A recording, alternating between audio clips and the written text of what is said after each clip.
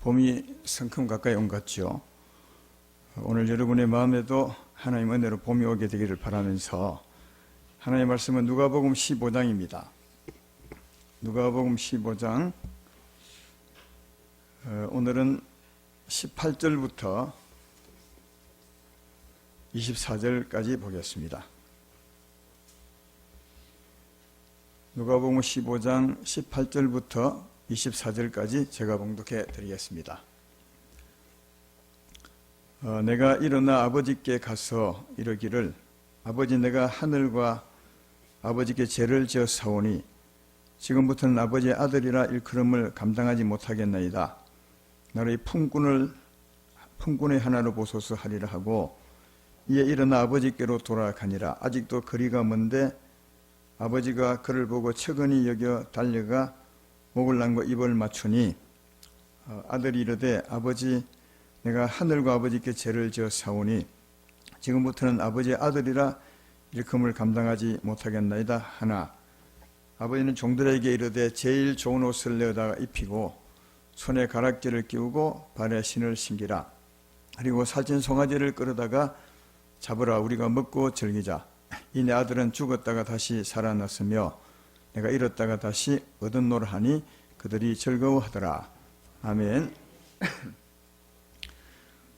오늘 전할 말씀은 집으로 돌아온 아들, 그 후의 삶은, 이런 제목으로 말씀을 보겠습니다. 이런 내용으로 설교한 적이 제가 없습니다. 그리고 오늘 본문은 참으로 설교를 많이 했는데 오늘 그 제목은 여러분이 한번 생소하리라 생각합니다. 집으로 돌아온 아들, 그 후의 삶, 구원받은 후의 우리의 삶인데 이 삶이 참으로 중요하지 않습니까? 이 삶이 우리 신앙생활이고 이 삶이 우리의 복이 되고 이 삶이 하나님을 기쁘시게 하고 무엇보다 이 삶이 영원한 천국을 이루게 하실 것입니다. 물론 믿음으로 구원은 받지만 천국에서 더 영광스러우냐 더 복이 있느냐 하는 것은 이 삶의 관계가 있다 하는 겁니다. 오늘 이 말씀을 통해서 하나님 아버지께서 우리에게 바라는 그 후의 삶은 어떤 삶인가 하는 것을 잘 이해하시고 그런 삶을 사는 자가 되었으면 좋겠습니다. 아마 미리 말씀하지만 이 말씀 초반에는 좀 여러분이 아니 저 말씀이 맞냐 아니냐 이렇게 헷갈릴 수 있습니다. 그러나 잘 들어보면 이해하실 것이고 또 그 헷갈리는 부분이 여러분에게 선명하게 이해가 될 때 그때 여러분이 올바른 그 신앙을 가지고 산다고 할 수 있습니다. 자기를 잘 한번 체크해 보셔서 이게 내게 희미한지 이게 내게 선명한지 잘 구분하셔서 마침내 말씀을 다 듣고 난 후에 하나님이 기뻐하는 삶은 이런 삶이구나 하는 것을 이해하시면 좋겠습니다. 오늘 말씀은 대강만 해도 충분히 이해할 수 있는 말씀이죠. 오늘 본문 말씀은 말이죠. 아주 부잣집 아버지 아래에, 정말 부잣집 아버지 아래에 두 아들이 있었습니다. 그 중에 작은 아들이 자기에게 돌아올 분깃을 미리 달라고 하기에 아버지가 다 알고 주었습니다. 했더니 이 아들이 나가서 이 재물을 다 허비해버리고 허랑방탕하게 살다가 정말 고생하게 됩니다. 그래서 너무너무 고생하게 될 때 아버지 집이 생각나고 뉘우치고 돌아오는 모습인데, 근데 이제 아버지는 그 아들이 돌아오기를 기다렸다가 그 아들이 뉘우치고 돌아오매 그 아들을 반갑게 맞이해 줍니다. 그리고 그 아들이 죄를 용서해 주고 누더기 옷을 벗기고 새 옷을 입히고 손에 가락지와 신발을 신기고 살찐 송아지를 잡아서 잔치를 벌였다 하는 겁니다. 이 아들의 구원에 관한 것은 오늘날 우리 구원에 대한 비유의 말씀입니다. 우리가 이 아들처럼 세상에 허랑방탕하게 살다가 회개하고 돌아오면 주님이 우리 죄를 십자가로 용서해 주십니다. 그리고 새 옷을 입힌 것처럼 우리에게 새 마음을 주죠. 이게 새 옷은 우리에게 새 마음을 주는 겁니다.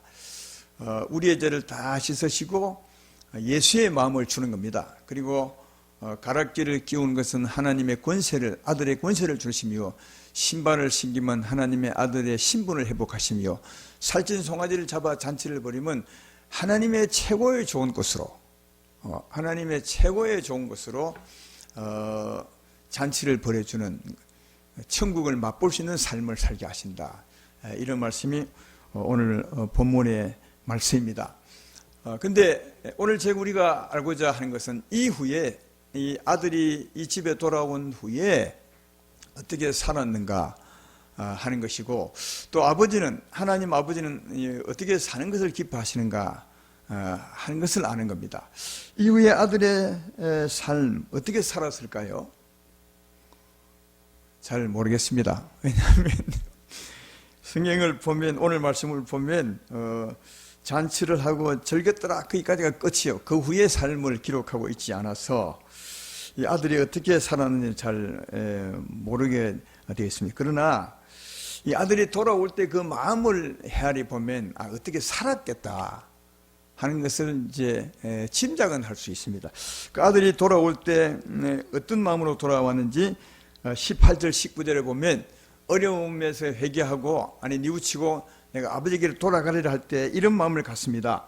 한번 읽어보면 내가 일어나 아버지께로 18절에 가서 이러기를 아버지 내가 하늘과 아버지께 죄를 지어 사오니 지금부터는 아버지의 아들이라 일컬음을 감당하지 못하겠나이다. 나를 품꾼의 하나로 보소서. 이런 마음으로 돌아옵니다. 너무 지은 죄가 많아서 자기 생각에 아버지가 나를 받아주면 아들이라 감당함을 못해서 이제는 아들이라 부르지 말고 품꾼 중에 하나로라도 받아주십시오. 이런 마음으로 돌아가리라 그렇게 마음 먹습니다. 그리고 이제 실제로 돌아올 때 아버지가 반갑게 맞아주는데 아버지 품 안에서 이렇게 고백합니다. 21절에 이르되 아들이 이르되 아버지 내가 하늘과 아버지께 죄를 지어 사오니 지금부터는 아버지의 아들이라 일컬음을 감당하지 못하겠나이다. 그렇게 이제 합니다. 그러니까 이 아들이 돌아올 때 너무 미안해서 아버지 저는 아들이라 부름을 감당하지 못하겠습니다. 품꾼의 하나로 받아주십시오. 이런 마음으로 왔습니다. 아마 그 아버지가 이 아들을 맞이해 주는데 이런 마음으로 진짜 뉘우치고 돌아왔기 때문에 아버지도 이 아들은 더 처근하게 더 뭐랄까요 사랑스러운 마음으로 맞아들이지 않겠는가. 아니 돌아올 때 뻣뻣하게 많은 죄를 짓고 돌아온 놈이 모가지 딱 세우고 이렇게 하면 이 아버지에게 미움이 살 텐데 진짜 미안한 마음으로 이렇게 돌아가서 말하니까 아버지도 더 따뜻하게 맞아주지 않았는가 생각하고, 아버지의 손길이 따뜻할수록 아들은 더 미안하고 더 죄송하고 더 몸둘 바를 몰라서 이후에 어떻게 살았는가 충분히 짐작해 볼 수 있습니다. 너무 아버지께 지은 죄가 많고 미안해서 은혜 갚으려고 아마 살지 않았겠는가. 은혜 갚으리라. 난 아버지를 위해 살리라. 이렇게 다짐 마음을 했으리라 생각되고, 그동안 아버지를 실망시킨 일이 너무 많고, 그래서 실망시킨 것을 좀 아버지 마음을 좀 이렇게 회복해 주기 위해서 아버지를 기쁘게 하기 위해서 살지 않았겠나. 모르긴 해도 아마 돌아와서 아까 이게 품꾼 중 하나로 여겨 주십시오 그렇게 말했지만 아마 돌아와서 이런 마음 때문에 품꾼보다 훨씬 더 열심히 아버지를 위해 살았을 것이다. 왜요? 아버지를 기쁘시게 하려고. 그동안 너무 슬프게 했기 때문에 아마 그랬을 것이라고 생각이 됩니다. 이런 짐작을 제가 하는 것은 실제로 이렇게 돌아와 이렇게 산 사람이 있습니다. 그 유명한 우리가 너무 잘 아는 사도 바울이죠. 사도 바울이 돌아와서 어떻게 살았던지 하는 마음을 알 수 있는 말씀이 고린도전서 15장 8절로 10절에 있습니다. 거기 이렇게 기록하죠. 사도 바울의 고백입니다. 맨 나중에 만삭되지 못하여 난 자 같은 내게도 보이셨느니라. 나는 사도 중에 가장 작은 자라. 나는 하나님의 교회를 박해하였으므로 사도라 칭함받기를 감당하지 못할지니라. 그러나 내가 나 된 것은 하나님의 은혜로 된 것이 내게 주신 그 은혜가 헛되지 아니하여 내가 모든 사도들보다 더 많이 수고하였으나 내가 한 것이 아니요 오직 나와 함께 하신 하나님의 은혜로라. 사도 바울도 진짜 교회를 핍박하고 예수님을 핍박했어요. 근데 그런 사도 바울을 하나님이 예수님이 용서하시고 구원해 주셨어요.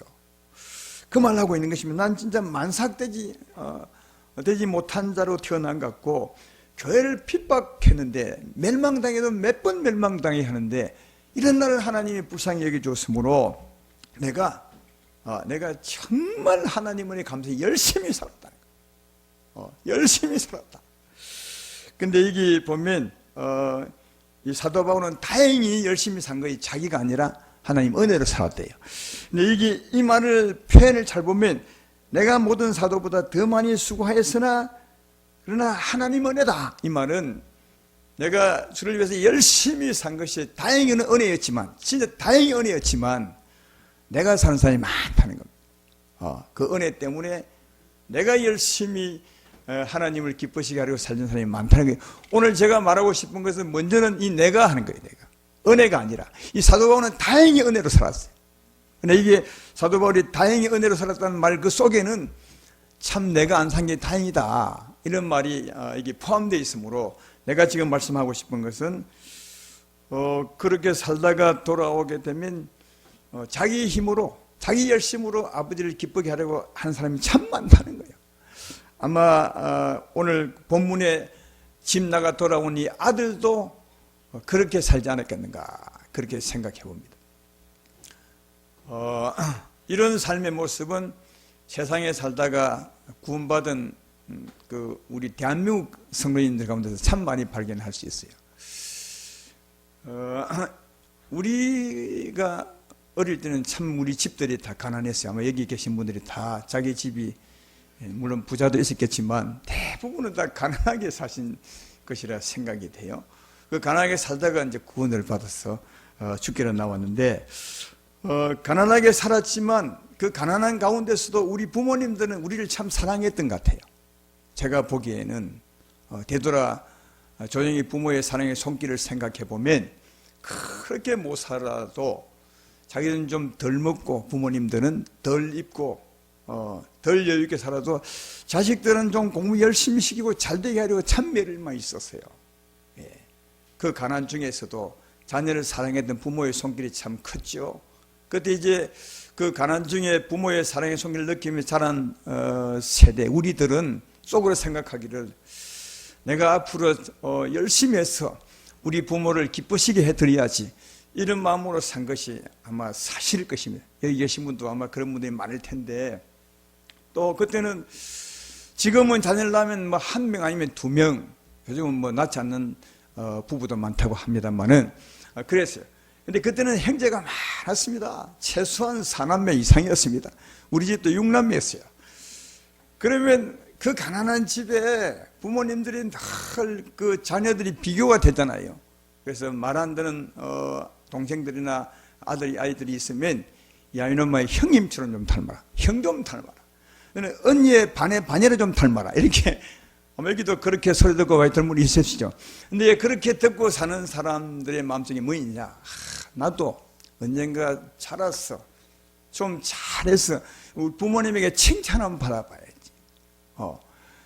이 말 속에는 내가 부모를 기쁘게 해야 돼. 이렇게 마음 먹고 산 사람이 많이 있습니다.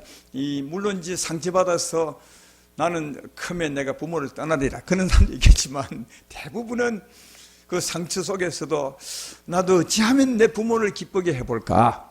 어찌하면 내가 언니처럼 형님처럼 부모님을 기쁘게 해드릴까? 이렇게 마음 먹고 자란 사람들이 참 많죠. 그리고 특별히 가난한 집에 살았던 아이들은 더 그렇습니다. 부모님들이 사랑하면서도 마음속에 염려하는 말들을 많이 하죠. 우리 집이 힘든데 어떻게 살까? 이런 말을 많이 할 때 그 아이들이 무슨 시건이 있다고 속으로 생각하기를 야 이건 내 때문에 우리 집이 가난한 것이 아닌가? 내가 아니면 차라리 괜찮을 텐데 이렇게 마음 먹고 지냅니다. 그래서 그런 사람들도 속에는 내가 크면 열심히 돈 벌어서 우리 부모를 기쁘시게 해드려야지. 아마 여기 계신 분은 대부분 그런 모습으로 살다가 예수 믿음으로 구원을 받았을 거예요. 또 구원받는 게 뭐냐? 죄에서 구원받는 것이거든요.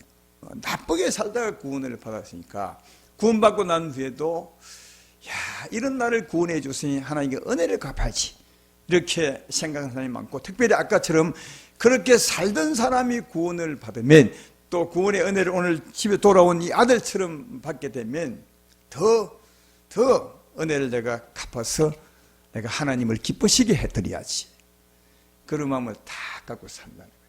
아마 이게 오늘 돌아온 이 작은 아들도 지은 죄가 많고 또 허비해버린 재산이 너무 많은데 그럼에도 불구하고 아버지가 너무 따뜻한 사랑을 받아 주었기 때문에 아마 이 아들은 집에 돌아와서 우리가 짐작컨대 자기의 수고와 자기의 열심으로 아버지를 기쁘게 해드리려고 얼마나 애를 썼을까, 충분히 짐작이 되죠. 제가 물을 것은 이것입니다.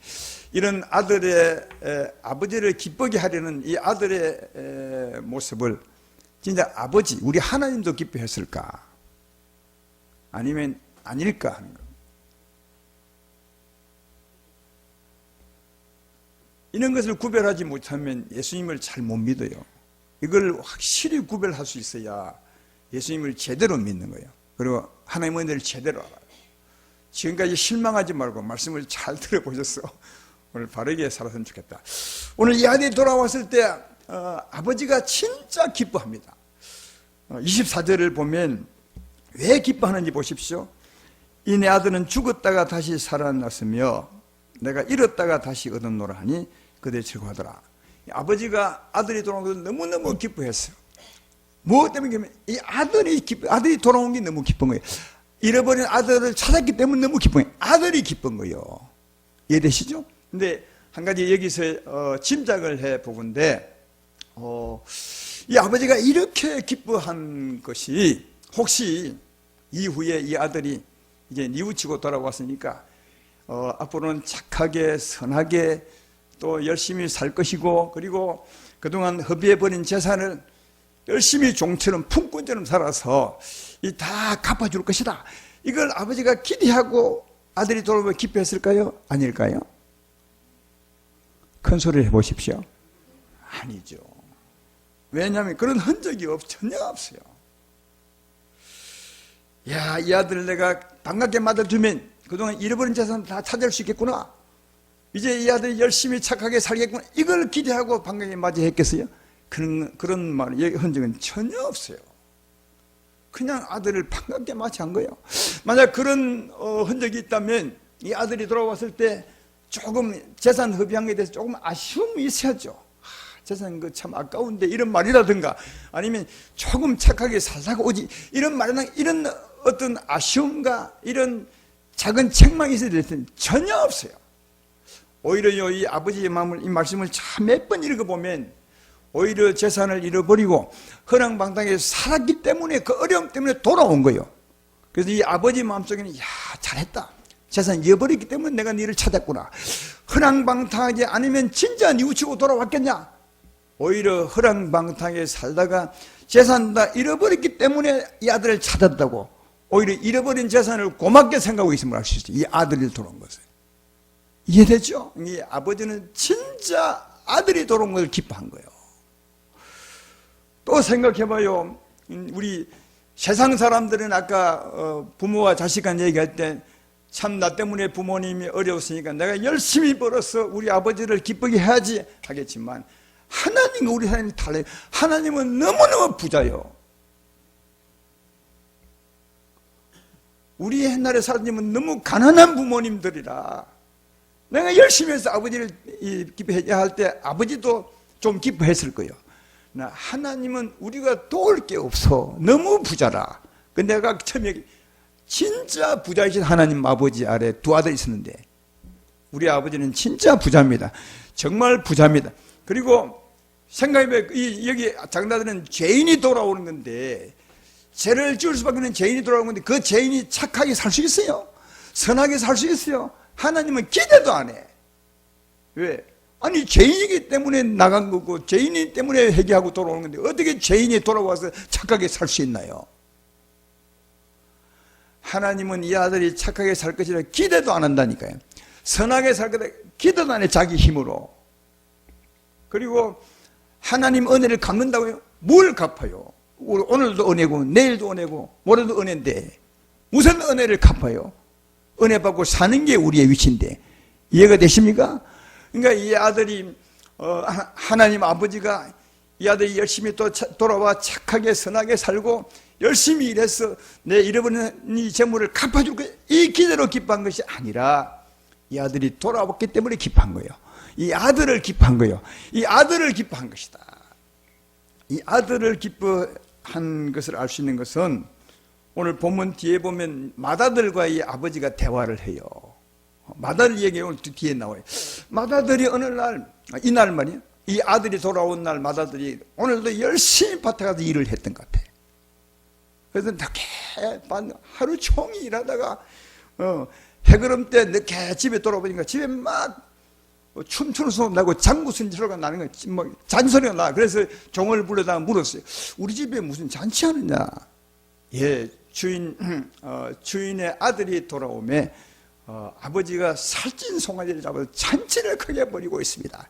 이 아들, 큰 아들이 노발대발을 합니다. 그런데 이제 종이 아버지에게 알립니다. 큰 아들이 밭에 일하다 돌아오는데 아버지요, 주인이요, 이 아들이 안도를 합니다.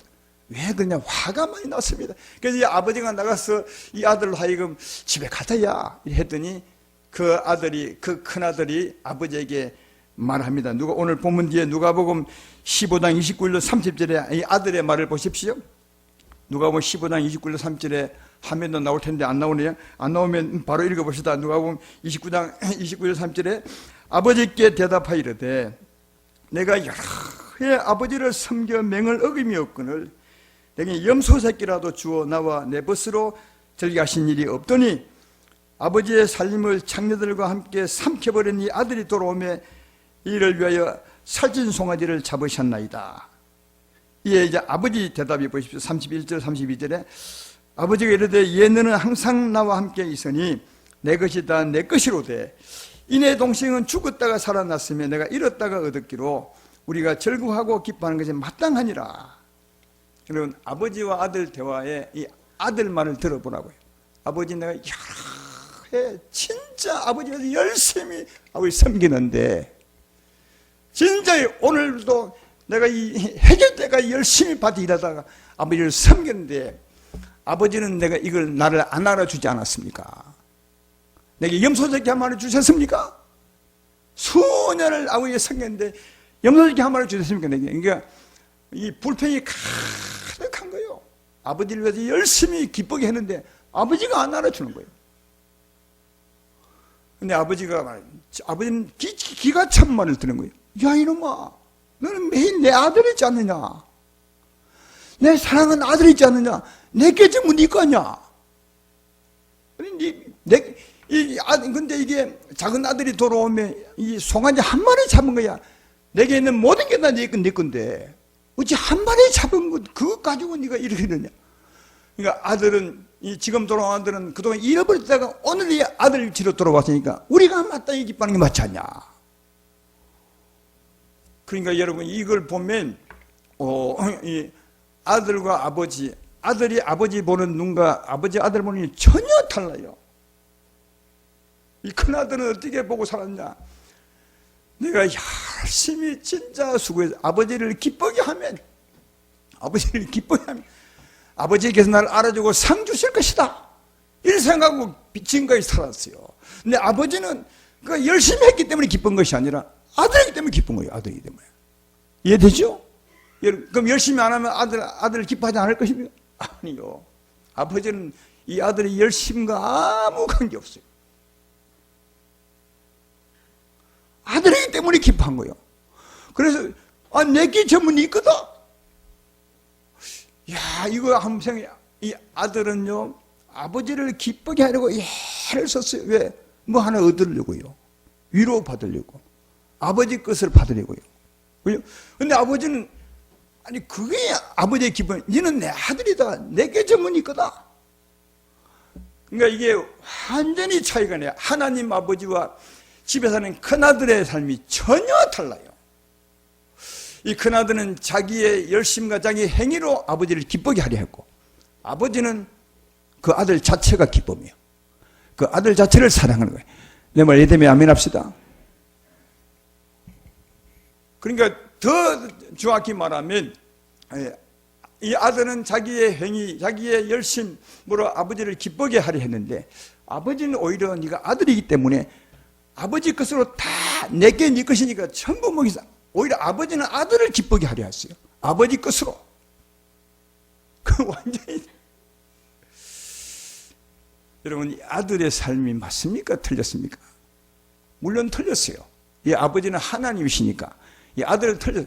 이 아들과의 삶은 진짜 문제가 있는 거예요. 왜냐하면 아들이 살았던 것은 내가 열심히 내 힘으로 아버지를 위해서 살면 아버지께 기대를 하는 거예요. 내가 아버지를 기쁘게 하면 아버지에 대한 기대가 있는 거예요. 근데 그 아버지가 기대대로 다 해주면 괜찮지만 기대하는 걸 안 해주면 불만이 가득 채서 하나님을 미워하는 거예요. 그런 성도 많습니다. 의외로 열심히 주를 위해 헌신하고 살았는데 내가 기도한 걸 하나님이 안 들어주면 불평이 가득. 이 아들이 그런 거예요. 그러니까 자기의 행위로 하나님을 기쁘게 하려 했던 사람은 기대가 있는 거예요. 그 기대를 하나님이 채워주지 아니하면 하나님이 미운 거예요. 그리고 이런 사람들의 특징이 뭐냐? 자기가 늘 오래요. 열심히 하고 열심히 살았던 그게 옳고 다른 사람은 그렇게 안 사는 다른 사람은 틀려요. 그래서 이 작은 아들을 이해를 못하는 거예요. 왜? 작은 아들은 집을 나가서 허랑방탕 재산을 다 허비해. 이 사람은 집에 딱 있어서 아버지를 위해서 열심히 살았어요. 그러니까 자기처럼 살지 않는 아들을 이해 못하는 거예요. 용서도 못하고. 근데 그런 아들을 좋아하는 아버지가 미운 거예요. 그러니까 여러분, 자기의 행위로 하나님을 기쁘시게 하는 것은 하나님의 슬픔이 되는 거예요. 이걸 아셔야 돼요. 내 수고, 내 노력으로, 내 행위로 하나님을 기쁘시게 해서 거기에 상을 받으려고 하는 그 삶은 하나님을 진짜 슬프게 해요. 또 한 가지 슬프게 하는 게 있어요. 이런 사람들은 뭔가 함으로 하나님을 기쁘게 한다고 생각하기 때문에 할 때는 기분이 좋아요. 이 할 때는 하나님 나를 알아주겠지. 나를 기뻐할 거야. 자기 스스로 열심히 할 때는 스스로 만족을 하지만 일하지 않을 때는 야, 하나님 벌 주는 건 아니야 이거. 하나님 위해서 일하지 않을 때는 스스로 내가 이러면 벌 받지, 이러면 내가 하나님의 상을 못 받아. 늘 그렇게 살아서 이 사람들은 일의 종이 일의 노예가 돼. 맨날 일해야 하나님 나를 기뻐할 것이야. 일하지 않으면 그냥 허전하고 하나님 나를 벌 줄 것 같고 나를 싫어할 것 같고 자기 행위로 하나님을 기쁘게 하는 사람들은 이런 허전한. 그러니까 여러분, 이렇게 사는 사람들은 뭐예요? 행위로 하나님을 기쁘시게 하는 사람들은 하나님의 진짜 하나님의 슬픔이 하나님을 슬프게 한다는 사실을 잘 발견해요. 오늘 집 나갔다가 돌아온 이 아들, 작은 아들도 만약 큰 아들처럼 집에 돌아온 뒤에 산다면 아버지의 기쁨이 아니라 아버지의 슬픔이 된다는 거예요. 오늘 제가 이 말씀을 아주 자세하게 여러분에 한 이유가 뭐냐? 우리도 예수 믿어 구원받고 집으로 돌아온 사람들이고 또 구원받은 사람들 중에서도 수많은 사람들이 이 큰아들처럼 사는 사람이 많다는 거예요.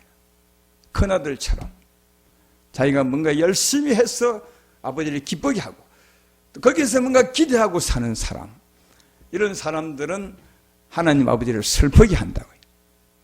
그리고 늘 일의 노예가 되어서 일하면 뭔가 하는 것 같아서 하나님 나를 기뻐할 것이다. 하지만 일하지 않을 때는 늘 허전하고 슬프해서 하나님 나를 벌 줄 것이다. 이런 일의 노예가 되어서 사는 참된 편. 하나님은 진짜 누굴 좋아하는, 일을 좋아하는 것이 아니라 내 자신을 좋아한다. 여러분 자신을 좋아한다고요. 일하든 하지 않든 여러분 자신을 좋아한다. 이걸 우리가 확실히 이해하면 맞아 하나님은 나 자신을 좋아하는 거야. 한번 따라 하십시오. 하나님은 돌아온 내 자신을 사랑한다. 하나님은 예수 믿고 돌아온 내 자신을 사랑한다. 일하든 안 하든 하나님은 우리를 자녀로, 돌아온 자녀로, 잃었다가 얻은 자녀로 진짜 내 자신을 기뻐하는 거예요. 어떤 책을 보니까, 어떤 글을 보니까, 책이라기보다는 글을 보니까 진짜 엉뚱한 글인데 그래도 그 글에 의미가 있어요. 오늘 이 말씀에 연관되는 말씀인데 의미가 어떤 글이냐면 이런 거예요. 오늘 여기 집에 돌아온 이 아들이 집에 돌아왔을 때 아버지가 너무너무 반갑게 맞이해주는 거예요. 그렇게 많은 죄를 짓고 재산 다 흡입하고 돌아왔는데도 하나님이 정말 반갑게 맞이해요. 아버지가 반갑게 맞이해주니까 이 아들이 어떤 생각이냐면 이 아버지가 나를 이렇게 반갑게 맞이하는 건 뭔가 내게 기대하는 것이 있을 거야. 요건 내가 한번 알아봐야지 생각하고 돌아와서 하나님 맞은 게 너무너무 기쁜데도 그때부터 의도적으로 이 진짜 아버지가 나를 사랑하는지 아니면 내 일을 기대하고 사랑하는지 하려고 이렇게 했어요. 맨날 집에 돌아와 맨날 먹고 놀고 먹고 그 다음 뭐 해야 돼? 자고 먹고 놀고 먹고 자고 먹놀 먹자 이렇게 찬사. 이래도 아버지가 나를 사랑할 것인가? 진짜 나를 사랑한다면 내 일이 아니라 나를 사랑한다면 이래도 아버지는 나를 사랑할 거다 생각하고 시험 삼아 계속 수개월을 먹놀 먹자요. 그런데도 아버지는 언제나 자기를 볼 때마다 사랑스러운 얼굴로 보았어요.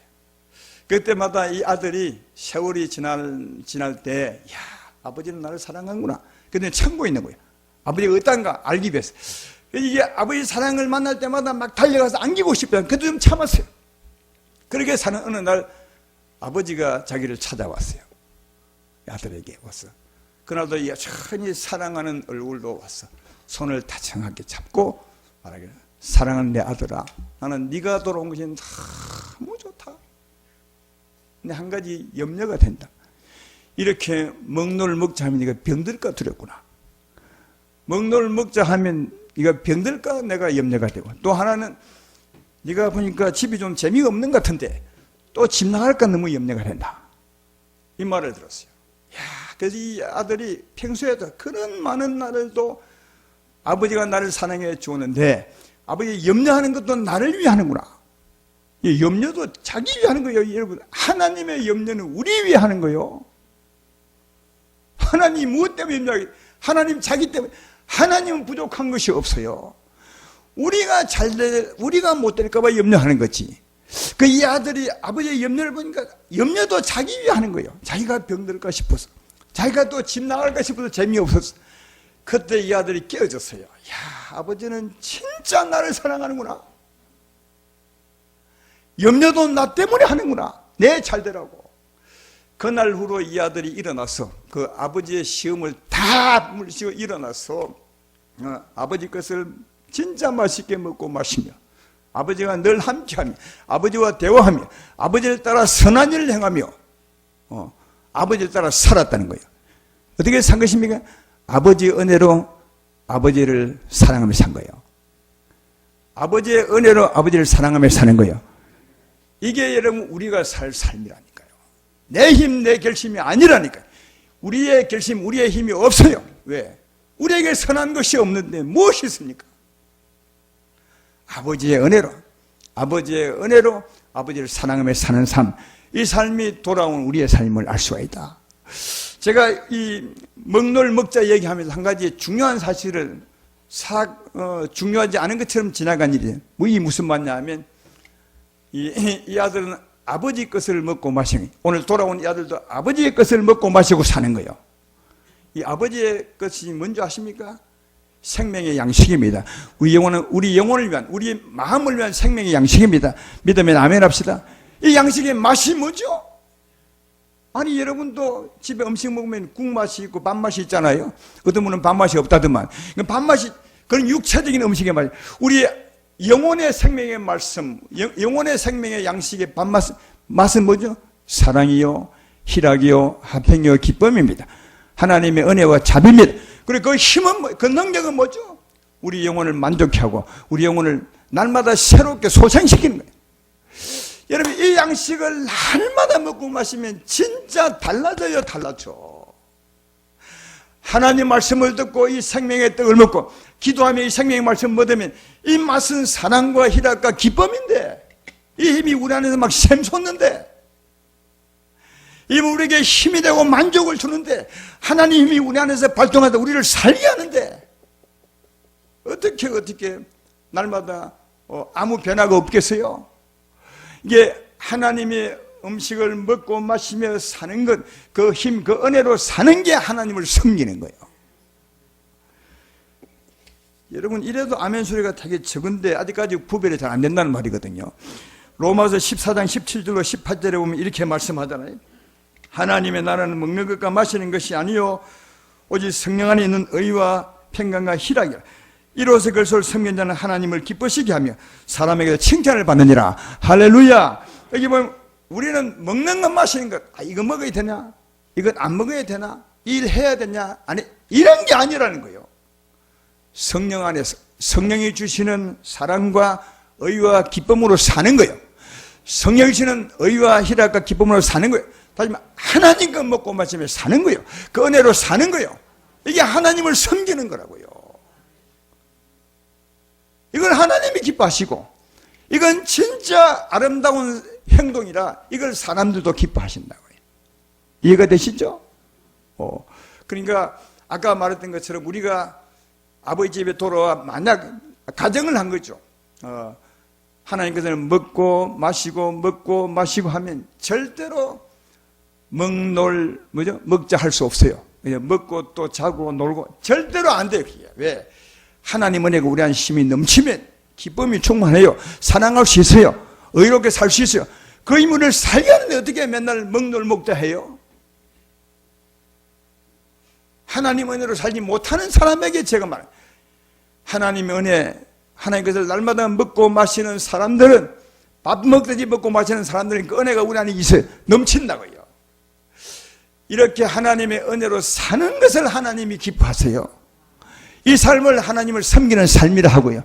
이해가 되십니까? 왜 하나님은 이 삶을 기뻐하느냐? 우리가 잘 되기 때문이요. 이렇게 살면 누가 잘 되냐? 우리가 잘 되는 거예요. 여러분, 영혼이 잘 될 것입니다. 힘을 얻을 것입니다. 만족을 얻을 것입니다. 영혼이 잘 된 것은 범사가 잘 될 것입니다. 우리의 삶의 짠이, 우리가 잘 되기 때문에 하나님이 기뻐하는 거예요. 그러므로 집을 나갔다가 돌아온 이 아들이 어떻게 살아야 하나님을 기쁘시게 하느냐? 너무 간단해. 하나님 거 먹고 마시며 사는 거예요. 내 힘으로 하나님 기쁘시게 하지 말고 제발. 우리 할 수도 없어요. 우리에게 무슨 선한 힘이 있다고 그렇게 살라 하십니까? 그게 세상에서 하는 말이지. 우리는 살 수 없기 때문에 죽게 돌아온 거예요. 우리가 할 일은 하나님 거 먹고 마시고 사는 거예요. 그 힘으로 사는 거예요. 이해가 되십니까? 그렇게 살려면 먼저는 날마다 우리 심령을 새롭게 해야 되겠지. 죄 짓는 마음으로 주의 말씀을 먹을 수 있나요? 그래서 이 아들이 돌아왔을 때 새 옷을 입힌 거예요. 우리에게 새 마음을 날마다 주는 것입니다. 회개하면 새 마음을 주실 것입니다. 새 마음 주십니다. 우리 하나님의 아들로서 하나님 것을 먹고 마시며 사는 거예요. 할렐루야. 근데 이 아들이 돌아왔을 때 아버지가 한 일은 새 옷을 입히고 아들 신분과 권세를 회복시키고 살린 송아지 잡고 먹고 마신 것, 그게 끝이요. 왜 그 뒤 삶은 기록하지 않았을까요? 그 뒤 삶은 기록하지, 왜 거기 딱 끝이겠어요? 그 뒤 삶 기록하지 않는 것은 그 다음도 이렇게 산다는 거예요. 매일 이렇게 산다는 거예요. 언제까지요? 주님 앞에 설 때까지 이렇게 산다는 거예요. 그러니까 그래서 그 뒤는 기록하지 않는 거예요, 여러분. 없는 것이 아니라 있는데 기록하지 않는 것이 아닌 것이죠. 우리가 돌아와서 사는 사람은 이것이 전부요. 하나님 것을 먹고 마시며 사는 거예요. 은혜로 사는 거예요. 날마다 잔치하는 마음으로 사는 거예요. 할렐루야. 언제까지? 천국 갈 때까지. 천국은 진짜 잔치가 일어날 거다. 그러니까 하나님 것을 먹고 마시면 하나님 우리 마음에 은혜를 주셔서, 성령의 은혜 주셔서 그 은혜로 살게 하시는 거예요. 그 은혜로 기뻐하고, 그 은혜로 찬송하고, 그 은혜로 하나님과 대화하고, 그 은혜로 하나님을 따라 사는 이 삶이 우리 삶이라니. 이게 전부요. 그리고 하나만 더 한다면, 그렇게 하나님의 은혜로 내가 즐거운 자가 되었으면, 구원받고 은혜롭게 살게 되었으면 이 하나님의 사랑을 전하는 거예요. 만나는 사람마다 우리 하나님 너무 좋다. 예수님 너무너무 좋다. 네가 한번 믿어봐. 이건 할 수 있잖아요. 이건 일이 아니에요, 이게. 이걸 일이라 하면 잘못된 거예요. 이는 일이 아니라 내 삶이요. 여러분도 뭐 백화점에 가서 물건 싼 게 있으면 그냥 돈 안 받고 다 얘기해 주더만요. 그건 일이 아니잖아요. 자랑이지. 그러니까 하나님 전도하는 것은 일이 아니라니까요. 그러니까 일로 생각하니까 늘 전도가 부산들은 전도는 일이 아니라 그냥 삶인 것입니다. 은혜 준 하나님을 자랑하는 것입니다. 노래하는 것입니다. 찬송하는 것입니다. 제 말 이해되십니까? 일부러 전도하러 갈 필요가 없어요. 힘들면 그냥 만나는 사람마다 만날 사람에게 하십시오. 그러다가 혹시 주님이 우리 마음 가운데 누구 좀 만나라는 마음이 있거든, 그럼 가십시오. 우리가 일하는 것이 아니에요. 제발. 우리 열심히 수고해서 하나님을 기쁘게 하는 것이 아니라 하나님 우리를 기쁘게 하는 거예요. 그래서 우리가 하나님 믿는 거예요. 하나님은 부자입니다. 하나님은 은혜가 넘칩니다. 그 은혜 주시려고 우리를 부르신 거예요. 하나님은 여러분의 수고와 일을 사랑하는 것이 아니라 여러분 자신을 사랑해요. 여러분 자신을 사랑해요. 하나님의 최고의 기쁨은 주께로 돌아와 주의 것을 먹고 마시며 사는 것이 하나님의 최고의 기쁨. 그게 우리가 진짜 잘 되는 것입니까? 하나님이 우리 인생을 지으실 때 왜 지으신 줄 아십니까? 창세기 2장 18절에 보면 이렇게 지은 이유를 설명합니다. 여호와 하나님이 이르시되 사람이 혼자 사는 게 좋지 아니하니 그를 위하여 돕는 배필을 지으리라. 이게 혼자 사는 것은 아담이요. 아담을 먼저 지었거든요. 이 아담은 누구를 의미한다고요? 수없이 들었잖아요, 여러분. 예수님을 의미해요. 그러니까 하나님을 의미해요. 그러니까 하나님이 외로우니까 우리 인생 지은 거예요. 여러분, 아담을 처음 지어놨어요. 아담은 생전 처음으로 혼자 태어났어요. 혼자인 아담이 제 스스로 야, 나 외롭다, 야. 장가가고 싶다. 이렇게 말하겠어요? 그는 외로움도 몰라. 혼자 태어났으니까. 이 외로움은 누구 외로움이냐? 하나님의 외로움이요. 이 아담은 예수님을 의미하고, 그죠? 이 아담이 독차하는 것이 외롭다는 말은 하나님의 외로움이요. 하나님이 혼자 사시니까. 그래서 아담을 위해서 돕는 배필 여자를 지었죠. 이 여자가 누구냐? 우리 인생이요. 여러분이요. 그러니까 하나님이 우리 인생을 지으신 이유는, 우리를 예수 믿게 한 이유는 우리를 사랑하시려고요. 우리 편에 보면 사랑받기 위해서요. 우리가 노래 많이 하잖아요. 사랑받기 위해 태어났다. 그냥 세상에 사는 얘기 아니에요. 하나님의 사랑받기 위해 태어났어요. 하나님의 사랑받기 위해 태어났어요. 하나님의 사랑이 뭔데요? 우리를 죄에서 구원해내는, 집으로 돌아오게 하는 것이고, 돌아온 아들에게 계속 먹이는 거예요. 하나님 것으로. 하나님 말씀과 하나님의 생명을 먹이는 거예요. 돌아오게 하사 하나님을 먹고 하나님 것을 먹고 마시게 사는 게 하나님의 사랑이요. 우리는 이 사랑받고 살기 위해서 우리를 지으셔서요. 여러분이 수고와 애를 써서 하나님을 기쁘시게 하는 것이 아니라 하나님 우리를 기쁘시게 하는 거예요. 여러분, 사랑받는 사람이 기쁩니까? 사랑하는 사람이 기쁨이십니까?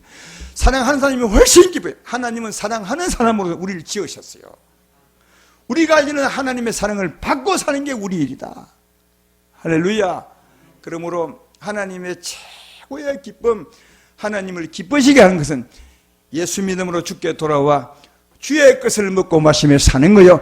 말씀을 들으며 생명을 먹고, 기도함으로 생명을 먹고, 말씀과 기도로 먹고 마시며 사는 거요. 그 힘으로 사는 거요. 그러면서 예수님을 자랑하며 사는 거. 이게 우리 삶의 전부입니다. 이렇게 사셔서 여러분이 진짜 잘되고 하나님을 기쁘시게 함으로 영육간 복을 쌓아가는 여러분 되기를 주의 이름으로 축원합니다.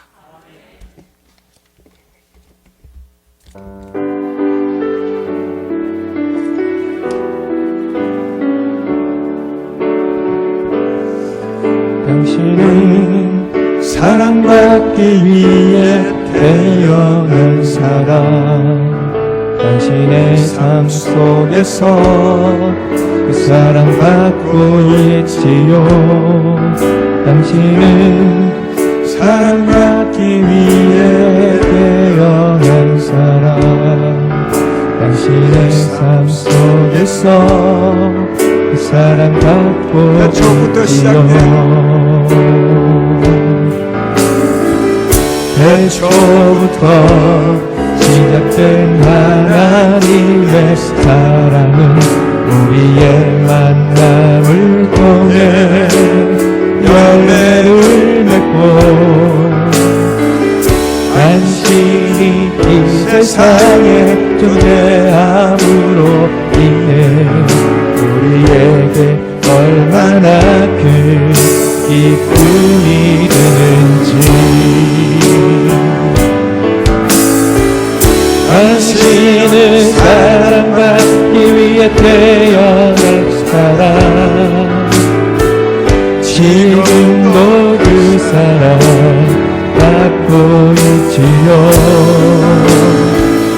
당신은 사랑받기 위해 태어난 사람, 지금도 감사해요. 그 사랑 깨닫지 못했었는데 내가 얼마나 소중한 존재라는 것을 감사해요. 깨닫지 못했었는데 내가 얼마나 소중한 존재라는 걸 애초부터 지금까지 하나님의 사랑은 항상 날 향하고 있었다는 걸 고마워요. 그 사랑을 가르쳐준 당신께, 주께서 허락하신 당신께, 그리스도의 사랑을 보고 섬기며 이제 나도 세상에 전하리라. 당신은 사랑받기 위해, 그리고 그 사랑 전하기 위해 주께서 택하시고 이 땅에 심으셨네. 또 하나의 열매를 바라시며.